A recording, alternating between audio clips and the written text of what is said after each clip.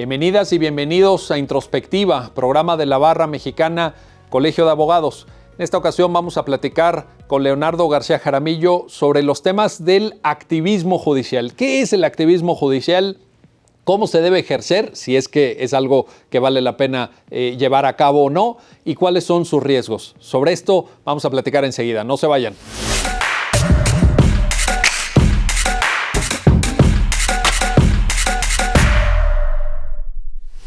Bienvenidas y bienvenidos a Introspectiva, entre lo justo y lo legal, programa de la Barra Mexicana Colegio de Abogados. En esta ocasión vamos a platicar con Leonardo García Jaramillo, quien es un joven pero muy brillante jurista colombiano que se especializa en temas de activismo judicial, del papel de los jueces en el modelo del Estado constitucional de derecho, de las formas en las que se puede llevar a cabo el control de regularidad normativa, sea a través del control de constitucionalidad o de convencionalidad, y sobre los problemas, las discusiones contemporáneas alrededor de estos temas. Leonardo García Jaramillo, profesor e investigador del Departamento de Gobierno y Ciencias Políticas de la Universidad EAFIT en Colombia. Es licenciado por la Universidad de Manizales y ha recibido becas de estudio e investigación por el European University Institute de Florencia, Italia, el Instituto Max Planck de Derecho Público Comparado y Derecho Internacional de Alemania, la Università degli Studi en Génova, Italia, donde realizó los estudios de maestría, y del Ministerio de Ciencia, Tecnología e Innovación de Colombia. En la actualidad es estudiante de doctorado en la Universidad Pompeu Fabra de Barcelona. Ha publicado artículos, reseñas y traducciones en libros y revistas especializadas, entre los que destacan sus libros como autor: Activismo Judicial y Dogmática de los Márgenes de Acción, 2016, y Constitucionalismo Deliberativo, en 2015. Leonardo, bienvenido a Introspectiva. Gracias, querido. Oye, pues de entrada, ayúdanos a entender esto del activismo judicial. ¿Qué es el activismo judicial? ¿Por qué alguien como tú se preocupa por estos temas? Gracias ante todo por la invitación, querido Miguel. Brevemente, sí, el concepto desde su origen, por los 40, por el año 1948, por ahí, quien lo acuña no lo define. Simplemente surge el concepto como una categoría entre los jueces activistas y lo que él decía, los adalides del self-restraint en la Corte Suprema de los Estados Unidos, y digamos no nos dio una caracterización. Entonces, desde entonces los usos han tenido una carga emotiva y usualmente peyorativa, bien lo sabemos, en Estados Unidos y en los otros países donde el concepto, digamos, ha emigrado, en el sur global, en el tercer mundo: Colombia, México, Ecuador, Perú, un poco Argentina, según lo rastreo que he hecho en mi tesis doctoral, que avanza a paso lento pero seguro en esa línea, y también en Sudáfrica y en la India. Entonces, digamos, desde ahí, Kennedy, el ex magistrado de la Corte Suprema de los Estados Unidos, decía que activismo judicial es un concepto que uno usa para laurear o para reconocer una sentencia que le gusta, o para atacar una sentencia que a uno no le gusta. Entonces, eso, digamos... Pero no es un concepto vacío. Claro. ¿Tendrá algún contenido? Exactamente. Yo estoy presente en mi tesis trabajando una metodología que se llama Begriffsgeschichte, de historia conceptual, que no me voy a detener ahí ahora, pero lo que nos invita es a, y me parece que es muy útil para los abogados, surge desde la filosofía, la hermenéutica y la historia, porque nosotros hacemos definiciones muy ligadas a las autoridades, digamos, derecho administrativo, función pública, todas a partir de lo que dice X, Y o Z, control de convencionalidad conforme a tal. Entonces, la metodología dice, mire, tenemos que ir a las fuentes de todos los usos en donde determinadas comunidades epistémicas han recurrido al concepto. Entonces, digamos, hay una acepción despectiva o peyorativa, en virtud de la cual el juez activista es fundamentalmente el juez que impone su cosmovisión del mundo, su perspectiva particular del buen vivir, puede que bien intencionadamente e incluso bien fundadamente, sobre la decisión judicial, pero en todo caso es como la frase famosa del juez Mañó, que alguna vez citaba Ciro Angarita, un gran magistrado de la Corte Constitucional colombiana, y es: yo decido cómo es justo y luego miro a ver el derecho de dónde me asiste para llegar a esa decisión. Pero habría un componente ahí de subjetividad y que no necesariamente, o sea, más bien se usaría el ordenamiento jurídico para justificar una decisión previamente tomada. Un poco, y yo creo que esa definición hay que sepultarla, digamos, hay que trabajar para...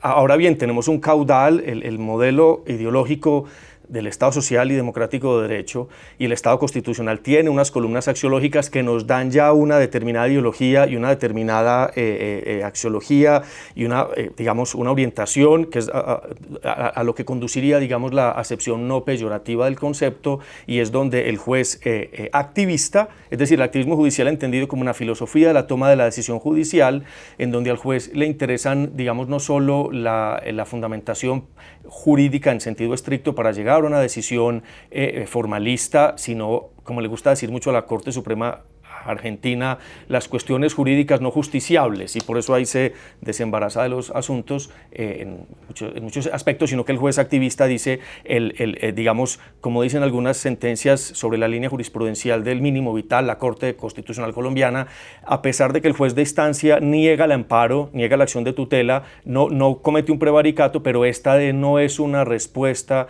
que se le debe dar a un ciudadano que vive en un Estado social de derecho bajo una constitución democrática. Y entonces quiero decir, a este juez que no solo le interesa una decisión formalista, sino una decisión sensible, responsable, contextualmente situada y que realmente tenga un impacto de transformación. Yo creo que hay una tendencia, y yo creo que por eso a nivel conceptual, pero es decir, mi trabajo se enfoca en este momento hacia una, digamos, alternativa que sea lo más justificable desde el punto de vista normativo, pero también descriptivamente más acertada de las buenas prácticas que ya tenemos, no solo en Colombia, que es siempre como el laboratorio o que se reconoce o que se critica por decisiones activistas, sino también lo que pasa acá en México, con la decisión del matrimonio igualitario, con la decisión del vientre de la marihuana. Pero no es una discusión superada esa de que hay cuestiones no justiciables o no judicializables o no revisables por el juicio. Porque estoy pensando ya ni siquiera en temas de filosofía como estos que tú planteas eso, sino la escuela más prominente del derecho administrativo español, García de Enterría, etcétera, ese concepto que acuñó García de Enterría de la lucha contra las inmunidades del poder. En el Estado constitucional no puede haber inmunidades del poder, no puede haber poderes que no estén sujetos a la revisión judicial. Me parece que es una discusión que ya tenemos que tener superada, ¿no? Yo pensé que había un consenso teórico más asentado, pero en estos 2 años y medio que llevo de mi tesis doctoral de investigación y de discusión con mi director, nuestro amigo el eminente profesor José Juan Moreso, me doy cuenta que no solo a nivel de la práctica, como te digo, la Corte Suprema Argentina, práctica usual, y muchos otros tribunales en Ecuador, en Perú, aquí en México también, digamos, recurren a esta idea un poco por distintas razones, o porque son jueces timoratos, o porque, digamos, tienen una deferencia hacia los organismos con representatividad electoral, ¿no? Yo no hablo de la objeción, digamos, contramayoritaria, sino de cuestiones electorales. No, lo electoral no necesariamente... Bueno, pero la deferencia hacia el legislador, la presunción de validez de la norma legislativa, etcétera, me parece que forma parte del modelo del Estado constitucional por también. Supuesto. Pero de ahí a decir, no vamos a revisar a ciertos actores o no vamos a revisar ciertos actos o vamos a dejar que este terreno sea un terreno librado a la política, a la discusión parlamentaria, a la política pública, pero hay mucha distancia. De acuerdo, pero mira, en la práctica, reitero, es una filosofía de la toma de decisiones judiciales, una concepción de la función judicial que se orienta hasta ahí, pero también en la doctrina, digamos, el libro de Atria reciente y el libro de Gargarella último van un poco, Atria llega a decir, lo cual me parece que no, un disparate, algo que no tiene la razón cuando dice que jurisdicción constitucional es una contradicción en los términos. O el profesor Gargarella, citando a Waldron, dice... A ver, sé que son grandes teóricos y que son personas, incluso que son nuestros amigos y todo, pero ¿cómo se puede sostener eso? Es una concepción que está fuera del ordenamiento constitucional. Hoy las constituciones son las que crean las jurisdicciones constitucionales. Estoy de acuerdo, pero creo que hay que seguir, creo que hay que otorgarle de todas formas una mayor fundamentación yo creo que estamos en un momento, y es natural, como un poco, y la historia es pendular en mucho sentido, de la corte Warren, que fue la corte más activista en los Estados Unidos, que fue del 53 al 69, luego llega la corte Burger, que sin embargo fue la corte donde se toma el fallo Roe versus Wade sobre el aborto, pero ahora luego la corte Rehnquist y luego la corte actual Roberts. Tal, en Colombia también tuvimos la corte de Gaviria, la corte Ciro Garita Gaviria Cepeda, y ahora tenemos, digamos, una corte donde se van asentando los consensos teóricos y las prácticas, tal. No vemos esas grandes decisiones activistas, pero sin embargo fue esta corte constitucional en Colombia, por poner el ejemplo de mi país, no por chauvinismo ni por, ¿cómo es que dicen aquí? Por malanchismo, ¿cómo es que se dice? Malinchismo. Malinchismo, no por malinchismo, pero en Colombia esta palabra la conocí hace poco viendo un mural de Cortés y tal, en el San Ildefonso, recientemente me llevaron los amigos. En fin, no por esto, a Colombia es porque ha sido un laboratorio donde se han dado todas estas prácticas, pero fíjate, esta corte fue la que declara que el aborto es un derecho, y es la que declara un estado de cosas inconstitucional en materia de defensores de derechos humanos. Entonces, tenemos una corte que ya no es tan activista como las anteriores, pero sin embargo es esta corte la que toma estas decisiones contra una doctrina que yo, aunque estamos tú y yo, lo sabemos hace años que dialogamos sobre esto, estamos en la línea y reconocemos, pero lo que yo veo con preocupación es que hay un músculo teórico fuerte. El libro de la profesora Micaela Alterio, el libro del profesor Sebastián Linares, este libro de Gargarella, El derecho como una conversación entre iguales, donde cita el control judicial de constitucionalidad como un insulto a la democracia, citando a Waldron. Entonces fíjate que no, o sea, fíjate que en las prácticas y en la teoría hay no sé si se me permite la expresión, una contrarreforma, digamos, escéptica, muy crítica. Entonces creo Pero habrá que equilibrar esto entonces, porque por ejemplo, en el caso que tú pones de la corte Warren, que es un caso para mí fascinante y que más o menos lo he intentado estudiar y entender, se pone como el gran ejemplo de la corte de activismo, digamos, de activismo judicial, con los fallos pues, del 53 al 69 y la desegregación en las escuelas, muchos casos en materia de procedimiento penal, derechos de acusados, derechos de detenidos, igualdad y no discriminación, por ejemplo, con Loving versus Virginia, matrimonio interracial, etc. Al final del día, si ves esos casos, ¿qué habría otra solución posible? Es decir, ¿hay alguien que defienda entonces que los jueces no tienen que desegregar las escuelas? ¿Hay alguien que defienda que dos personas por ser de diferente raza no se pueden casar? ¿Hay alguien que defienda que cuando se detiene a una persona no se le tienen que leer sus derechos o que no tenga derecho a un abogado o a una defensa efectiva? ¿Pero cómo se puede defender eso? Es decir, parecería que el epítome, la máxima expresión del activismo, en realidad es una aplicación rigurosa de la defensa de los derechos humanos. Claro, uno podría decir, aquí te citaría a Scalia, a este juez famoso que falleció hace un par de años, que él era, además de textualista, defendía una versión extrema del textualismo que se denomina originalismo, en donde recurría, digamos, donde la defensa era recurrir a las intenciones de quienes redactaron la norma, y él repetía, frente a este mismo cuestionamiento, era muy amigo de la magistrada progresista Ruth Bader Ginsburg. Tienen a todos los que puedan ver esto, luego les recomiendo un debate entre ellos, está en YouTube, creo que es el único que hay donde están presentes ambos en el tal, y lo que dice Scalia, en esto respondo a la cuestión citando a Scalia, Antonín Scalia, es yo no estoy en contra de eso, pero yo no soy el que tiene que tomar la decisión. Por eso aludía a el tema de las... No, pero espera, es que si otros organismos hubieran tomado la decisión, el caso no hubiera llegado a tribunales.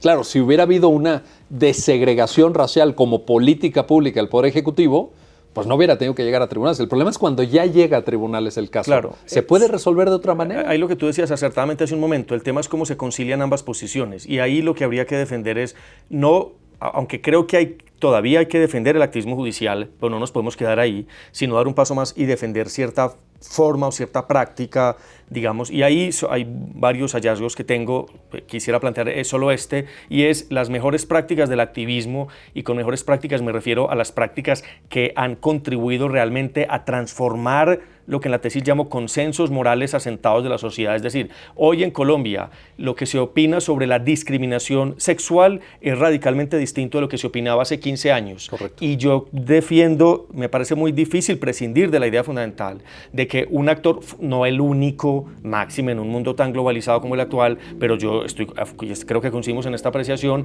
que el Tribunal Constitucional colombiano ha sido un actor fundamental en eso. Sí, sí. Yo tengo un familiar homosexual y él me dice, mire, mi generación, no sé si sea excesivamente optimista, pero él decía, mi generación va a ser la última que tuvo que estar encerrada dentro del clóset. Ahora ya, digamos, yo creo que la Corte está. Entonces, el activismo tiene que ser incremental, tiene que ser, un poco citando a Cass Sunstein, one case at a time, pero, criticando a Sunstein diría yo, pero sí hay que contribuir con esta perspectiva incremental a que se vayan estructurando principios, que es lo que no le gusta a Sunstein, al menos en este libro, principios generales para posteriores decisiones judiciales. Entonces, one case at a time, y por eso habría que criticar el fallo Roe versus Wade, no por lo que afirmaba, esta es una crítica muy usual, no estoy diciendo nada original. En esta crítica es por citar a Ruth Bader Ginsburg, que era mujer, no solo mujer, sino feminista, ella decía, el problema de Roe v. Wade es que fue too far, too fast, que fue un fallo de un momento a otro. Y luego generó una reacción brutal en contra. El backlash. Robert Post, Riva Siegel, en este libro que publiqué en la serie, el profesor Gargarella, Constitucionalismo Democrático, trabaja en el concepto de backlash, que es un concepto que ellos traen de la mecánica y lo traen a la política, y es como una reacción violenta. Backlash es un concepto tal. ¿Pero un tribunal se tiene que preocupar de eso?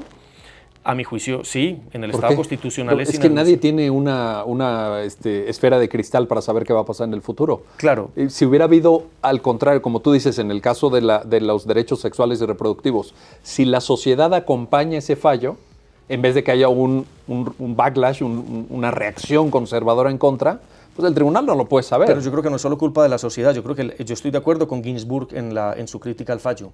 Yo creo, por ejemplo, fíjate, el fallo de matrimonio igualitario en Ecuador, donde sin práctica jurisprudencial estable, y la sentencia no es mala, pero de un momento a otro llega la Corte de 0 a 100 y dice matrimonio igualitario.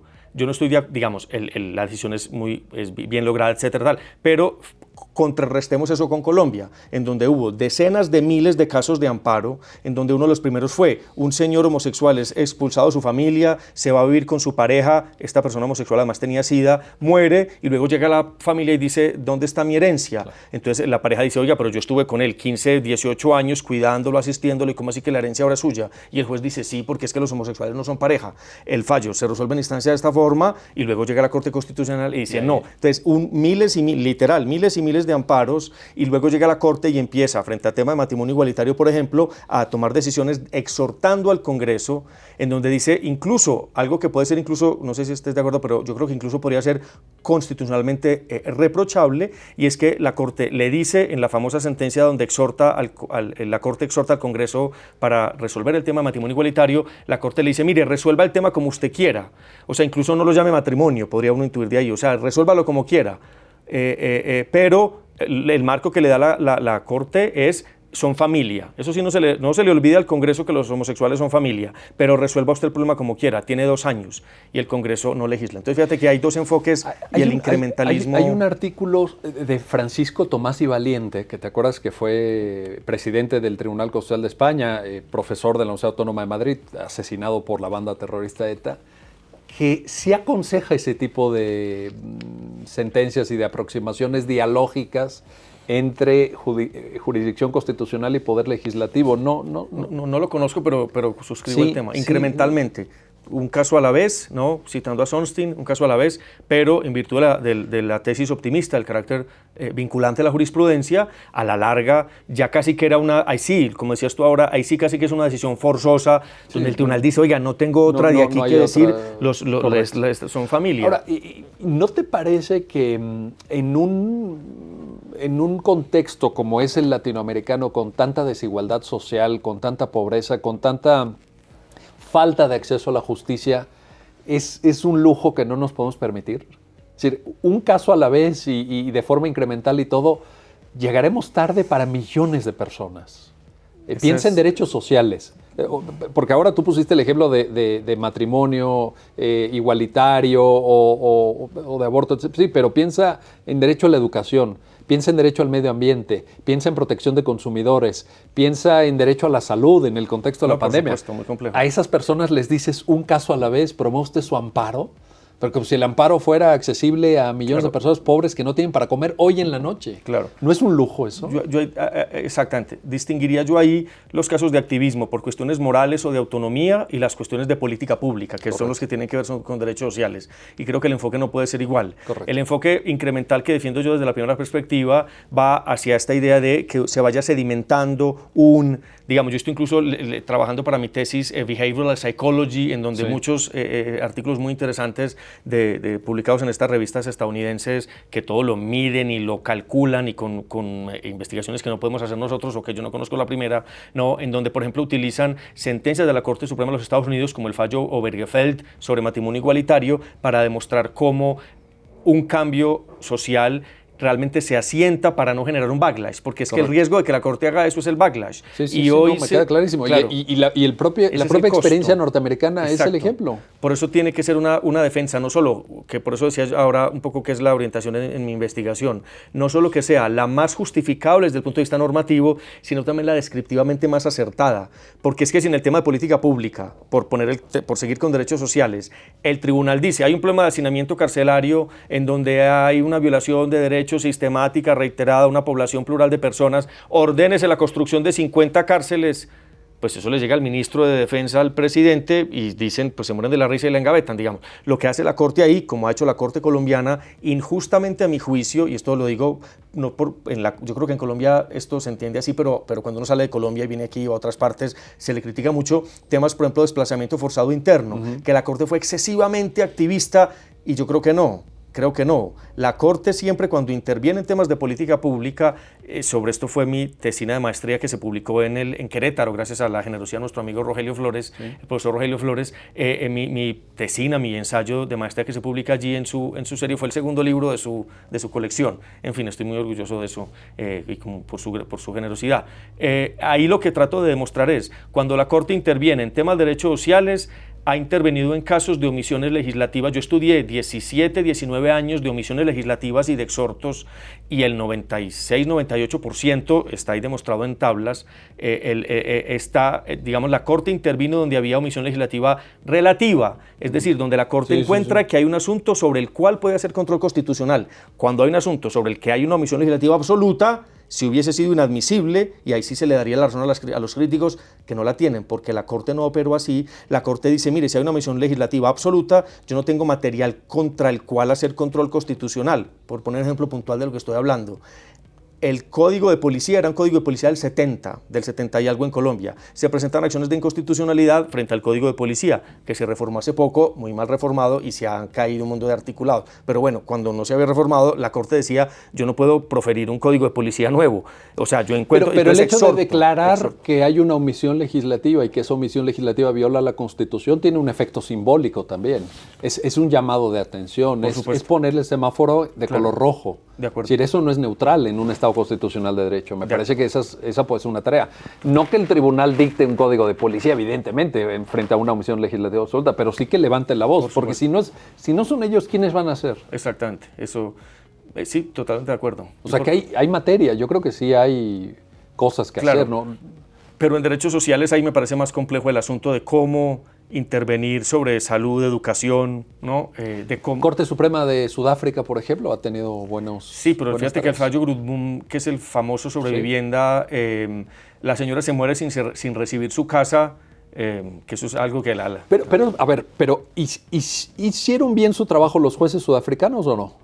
Conforme al modelo del Estado constitucional que tenemos todos en la cabeza. Es decir, no sé, tengo dudas. Te lo pongo de otra manera. ¿Hubiera sido mejor una solución negando ese derecho a la vivienda? No negarlo, por supuesto, sino cómo ampararlo. Ahora bien... Eso sí, pero técnicas de decisión. Sí. O alcance de la propia resolución. Correcto. Ahí yo doy un paso atrás porque ahí un poco como define Alexis los principios, mandatos de optimización y que ordenan que algo sea decidido según posibilidades fácticas y jurídicas. Y yo no tengo indicadores de Sudáfrica a nivel de lo fáctico, ni conozco su legislación civil en detalle, ¿no es cierto?, para poder decir cómo lo debió haber hecho, pero es claro que el derecho a la vivienda no se ampara de igual forma en Noruega y en Finlandia que en México y en Colombia, por cuestiones de, digamos, jurídicas y fácticas, ¿no es verdad? Entonces, ahí el juez, entonces tú me dices, el juez actuó bien, y digo, en haber intervenido sí, pero en el cómo no. Por ejemplo, ¿qué quiero decir con esto?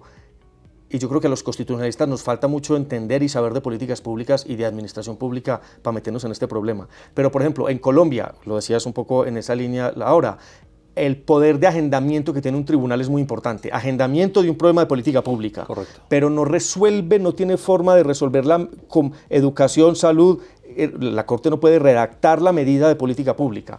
Yo estoy utilizando, no sé si eso termina en la tesis, pero en todo caso estoy estudiando el asunto, el modelo de proceso de formación de políticas públicas de Pierre Muller, donde en todo el proceso yo veo que la Corte podría intervenir claramente, sobre todo algunos trabajos también, yo solo enfatizaría en el tema de agendamiento y de control de impacto, pero en la mitad, en el cómo, ahí la Corte adopta una perspectiva más, digamos, deferente en las audiencias públicas, donde llama a rendir cuentas y donde llama a decir, bueno, mire, aquí usted tiene un problema, por si no se había dado cuenta, 1 de cada 10, los que critican a la Corte por desplazamiento forzado interno, el dato es este, 1 de cada 10 colombianos es víctima de ese delito, eso es mucha gente, 1 de cada 10. Y hay gente que todavía sigue criticando a la Corte por haber intervenido en el problema de desplazamiento forzado interno, pero la intervención con el estado de cosas inconstitucional de esta famosísima sentencia del magistrado Manuel José Cepeda, pues de la Corte Constitucional, redactada por Manuel José Cepeda, la Corte lo que hace es, a nivel de un poco de agendamiento, y contribuye con las audiencias públicas a destrabar el problema y a coordinar entre agencias para que al final pueda haber una superación, que no la ha habido por supuesto, por otras razones no atribuibles a la sentencia, a mi juicio, con la superación del estado de cosa inconstitucional, que es el destino, el futuro al que tiene que llegar. Pero ya cuando se trata de, reitero, cuestiones de inversión, de política pública, el papel de la Corte impone una fuerte dosis de deferencia. Pero, por ejemplo, en México se han litigado asuntos para que el Estado provea de vacunas a menores de edad frente al COVID, se han litigado asuntos para que los doctores, las doctoras, las enfermeras, los enfermeros tengan equipo personal de protección en hospitales que eran de atención a portadores de COVID, etcétera, que suponen un gasto también y que suponen ejercicio de finanzas públicas, de presupuesto público. Pero ¿había otra manera de hacerlo? ¿Hay otra manera? Es decir, le dices al doctor, vaya usted y atienda a enfermos de COVID sin equipo de protección individual, póngase en riesgo usted, muérase usted, usted ponga en riesgo a su familia. Entiendo. Es decir, esas críticas al activismo me parecen de un nivel teórico y desaprensivo. Y me extraña porque sé que son personas las que las hacen muchas veces muy comprometidas. Eso es con una gran responsabilidad, incluso con una cierta ideología hasta de centroizquierda o de izquierda. Sin embargo, me parece que se desentienden de la realidad. Cuando una persona llega a un tribunal a plantear un problema es porque está desesperada. Eso. No lo hace porque tenga tiempo libre, no lo hace porque se le haya ocurrido hoy en la mañana mientras se bañaba. Cuando va a un tribunal es porque es su última esperanza. Y escuchar de teóricos del derecho, de filósofos del derecho, no, mire usted, no se vaya a exceder, no vaya usted a romper esta línea o no vaya a incomodar a Waldron. O sea, a ver, esto es América Latina y esto es el siglo XXI. O sea, esto no es escribir libros en la Edad Media de Santo Tomás. Exacto, totalmente de acuerdo. Sobre lo de la pandemia, creo que es una situación excepcional, ¿no? Habría que ver cómo se hizo acá. Yo honestamente estoy más desentendido del tema como se dio en Colombia, que hubo una serie de decisiones en el mismo sentido sobre la pandemia. Y sobre lo segundo, sí diría exactamente que ahí, no sé, falta, no sé, o sensibilidad o atención a las consecuencias y a las posibilidades de una decisión. Porque claro, digamos, los derechos son fenómenos complejos y nadie, ni los más optimistas de entre los optimistas, que los he leído a todos y he discutido con varios es decir, ni siquiera Dworkin, yo tuve ocasión de dialogar con él un par de veces preparando una biografía intelectual que publiqué hace poco en Madrid.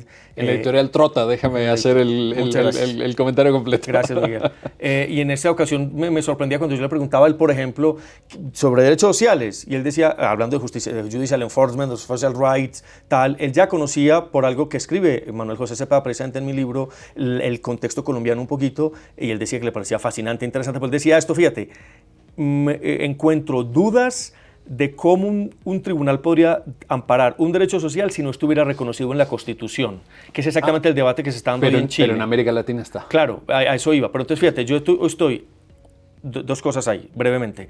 Dworkin es citado, por eso lo traigo a colación a esta conversación, y Dworkin es citado como el más optimista entre los optimistas. Sí.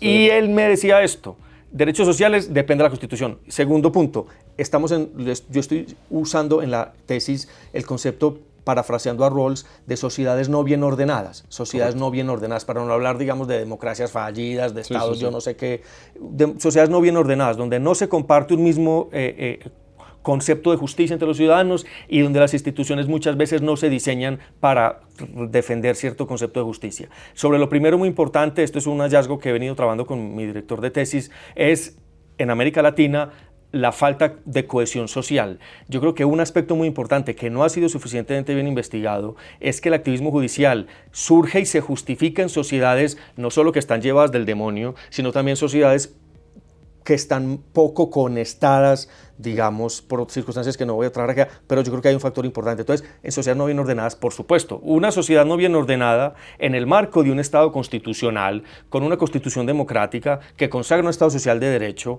que consagra los derechos tal, y que empieza a tener prácticas jurisprudenciales consistentes con el desarrollo de ese modelo normativo, de esa axiología.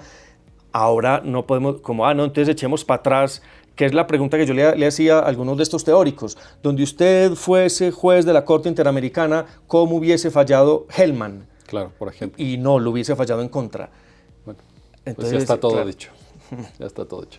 Leonardo García Jaramillo, gracias. Gracias por esta conversación y por estas reflexiones sobre el activismo judicial. Y gracias a usted que hace posible este programa Introspectiva entre lo justo y lo legal de la Barra Mexicana Colegio de Abogados. Hasta pronto.